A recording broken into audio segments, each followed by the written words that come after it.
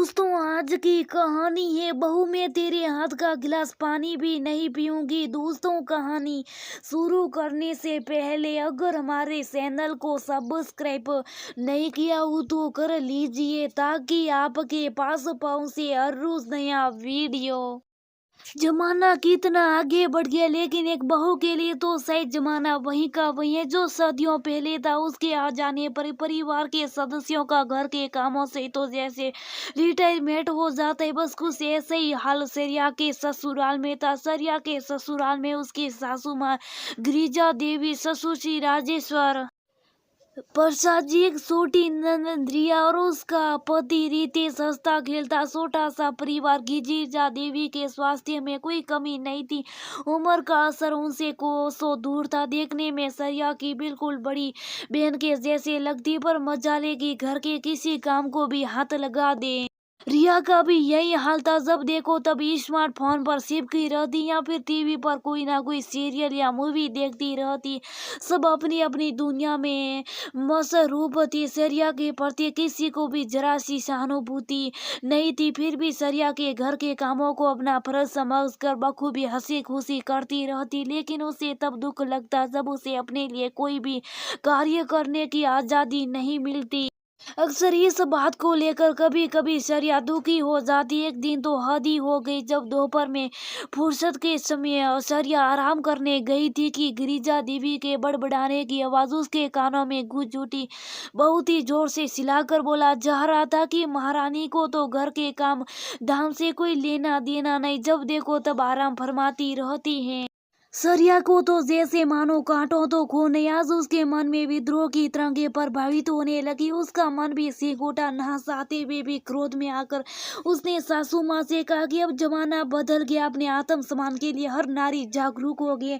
जब घर के सभी सदस्यों के लिए ये समय आराम का है तो फिर मेरे लिए क्यों नहीं? घर के सदस्यों में अब मैं भी शामिल हूँ। घर के किसी एक सदस्य के साथ इतना भेदभाव कैसे कर सकती हैं? हर वक्त मैं ही तो हूँ घर का सारा काम करती हूँ, ना तो आप और न ही छोटी कोई काम में हाथ बटाते। सारा दिन काम करने के बाद मुझे ये सुने मिली, ये मैं बर्दाश्त नहीं कर सकती। आखिर घर के काम सबके और सबको बराबरी से सेवक प्रदान करना से सम्मान देने से सम्मान मिलता है। ऐसा ना हो कि आपके इस प्रकार दुर्व्यवहार करने से मेरे मन से आप सभी के प्रति जो सम्मान है वह नहा रहे। सरिया का इतना कहना हुआ कि घर में तो मानो जैसे तूफान आ गया। गिरिजा देवी बहिष्कार पर उतर आई। घर में घोषणा कर दी गई कि आज से सरिया के हाथ का बना खाना कोई नहीं खाएगा और सरिया के हाथ से गिलास पानी तक नहीं पिएगा। इस तरह के व्यवहार से सरिया बहुत दुखी होगी। उसने भी उनको मनाने की कोशिश नहीं की।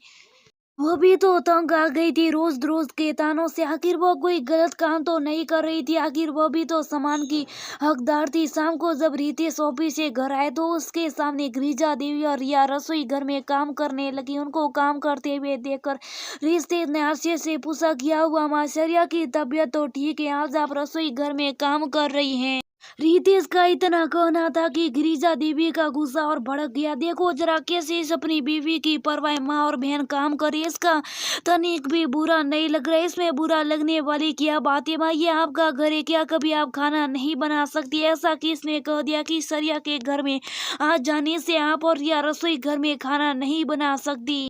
हाँ, अब ये दिन देखने को बाकी रह गया था। महारानी जी आराम फरमाम रहे और मेरी बेटी रसोई घर में लगे रहे। तुम दोनों मियाँ बीवी यही चाहते हो। सारी बात रितेश के सर के ऊपर से जा रही थी। उसे कुछ समझ में नहीं आ रहा था। अंदर जाकर उसने सरिया से पूछा, क्या बात है? आज घर का माहौल बहुत खराब है, तुमने खाना नहीं बनाया क्या? बनाए रितेश खिचड़ी बनाकर रख दी। सासू माँ ने घोषणा की कि अब वो मेरे हाथ का स्वाद पानी भी नहीं पिएगी और ना ही खाना खाएगी। आखिर ऐसा क्या कह दिया तुमने? जो बात इतनी बढ़ गई। मैंने सिर्फ और सिर्फ यही कहा कि मैं भी परिवार की एक सदस्य और मुझे भी सम्मान का अधिकार है। बिना किसी गलती के जब मुझे ताने दिए जाते हैं, उल्टा सीधा बोला जाता है, ये सब मैं सहन नहीं कर सकती। हाँ, अगर कोई मेरी गलती हो और उसके लिए कहा जाए तो फिर कोई बात नहीं, लेकिन बगैर गलती के अपने आत्म सम्मान के खिलाफ एक शब्द भी मुझे गवारा नहीं।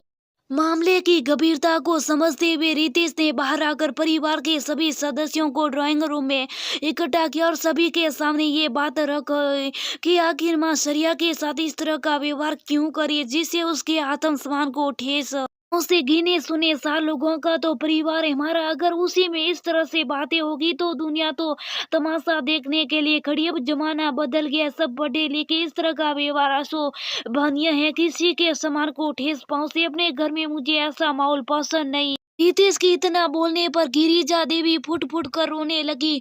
रामेश्वर जी की ओर मुखातिब होते हुए बोली, देखा 4 दिन की आई लड़की ने कैसे मेरे बेटे को अपने वंश में कर लिया। अब उसे अपनी माँ ही गलत नजर आने लगी है। राजेश्वर जी ने गिरिजा देवी को शांत करते हुए कहा, चलो ठीक है, मैंने माना।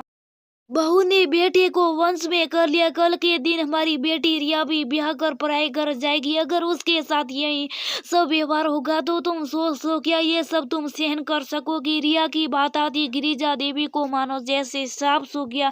अजवानी सेरिया की जगह जब रिया को रख कर सोचा तो शर्मिंदगी से उसकी आंखें झुक गई। सुबह से अब तक तो उन्होंने घर में रायता फैला रखा था। सोच सोच कर खुशी खुद को अपनी नजरों में घिरा हुआ समझ रही थी। मन ही मन सोच रही थी कुछ भी गलती तो नहीं थी। सरिया की बातों बात का बथड़क बनाकर घर का माहौल खराब कर दिया। आखिर क्या गलत का बहू ने सामान देने से सामान मिलता है। अपनी गलती का एहसास होते गिरिजा देवी ने सरिया को आवाज लगाते हुए कहा, क्या बात है बहू, आज शाम की चाय नहीं मिलेगी? जरा अपने हाथ की मसालेदार चाय तो पिलाओ, मेरा बहुत सर दर्द दे रहा है। और हाँ, आज रात की सब्जी मैं ही बनाऊंगी, बहुत दिन हो गए रसोई मर घर में कुछ बनाए हुए। आज तुम लोग मेरे हाथ की बनी सब्जी का लुत्फ उठाना। थोड़ी देर पहले जो परिवार बिना वजह की बातों से परेशान था, अपनी सोच में जरा सा बदलाव लाने पर अब वह हंसी खुशी के फव्वारे छूट रहे थे। यहाँ तो गिरिजा देवी की एक बेटी थी, इसलिए ये बात वो आसानी से समझ गई। लेकिन जिनकी बेटियां नहीं होती हैं उन्हें भी बात समझना चाहिए कि जब एक लड़की अपना घर परिवार अपने माता पिता को छोड़कर दूसरे परिवार में आती है तो उसके भी कुछ सपने होते हैं और अपनेपन की आंसू उसकी आंखों में सदैव रहती है। वह भी परिवार के सदस्यों से उसी अपनेपन की उम्मीद रखती है जिसको वो मायके में छोड़कर आई, और उसके लिए वो हर पल हर क्षण प्रयास करती है। और जब उसकी उसी प्रयास को नकार कर उसकी अवहेलना की जाती है तब उसका आत्मरण टूट जाता है तथा कहीं ना कहीं विद्रोह ये वो बंगावत की चिंगारी फूटने लगती है। एक लड़की जो कि विवाह के बाद कई रिश्तों में और कई हिस्सों में बट जाती है, बात बात पर उसके साथ इस तरह का व्यवहार किया जाना सर्वथा अनुचित है।